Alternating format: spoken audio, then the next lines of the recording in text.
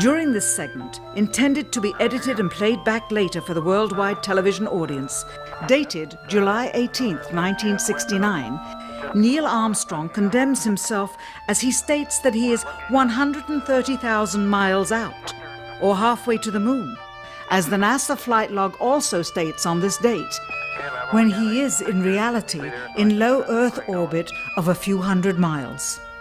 Roger, Houston, Apollo 11. Calling in from about 130,000 miles out. Here, during another segment, also intended to air after review, Neil Armstrong falsely explains to the viewers how the shot is attained by putting the camera's lens to the window's glass, as it would have to be if they were the claimed distance away from the Earth. We only have one window that has a view of the Earth, and it's filled up with the TV camera. If the window was completely filled up with a TV camera, as he stated, then an astronaut's arm would not be able to get between the camera and the window, as it obviously does here in this outtake. South America becomes invisible just off beyond the Terminator or inside the shadow. You can also notice how the astronaut operating the camera reacted to the mistake by attempting to pan away from it. Blue cast, see white bands of major cloud formations across the Earth.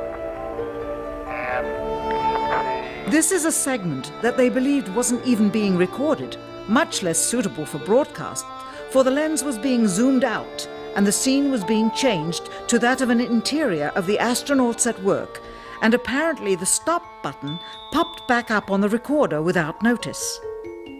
Here is the diffused work light that they used to see camera controls, but not throw light onto the spacecraft's wall.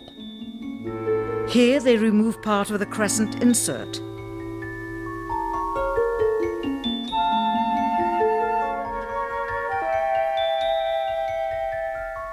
Finally, the iris is opened up and you can see the real location of the camera and the very bright and near Earth out the window.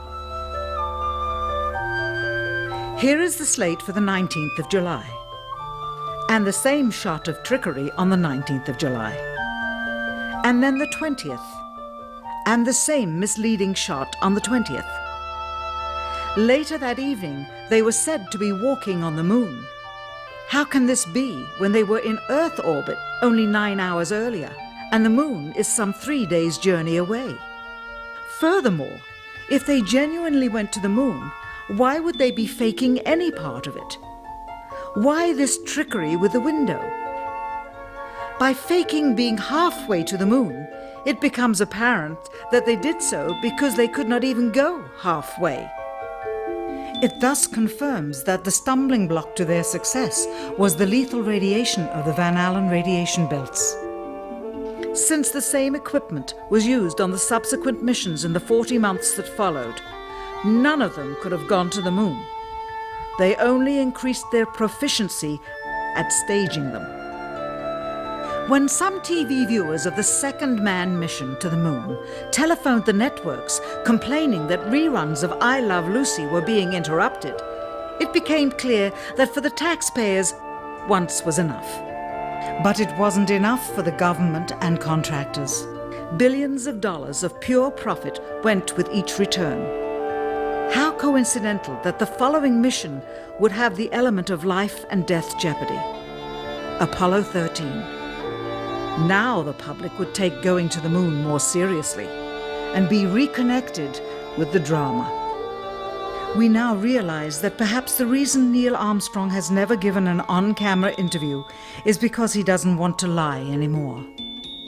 What threats may have been made upon such honorable men or their families to possess their reluctant cooperation and later ill feelings towards perpetuating this still darkened hour in American history.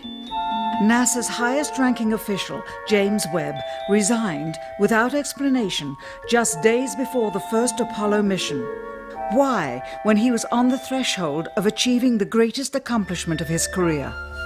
All 3 Apollo 11 astronauts also resigned shortly after their return.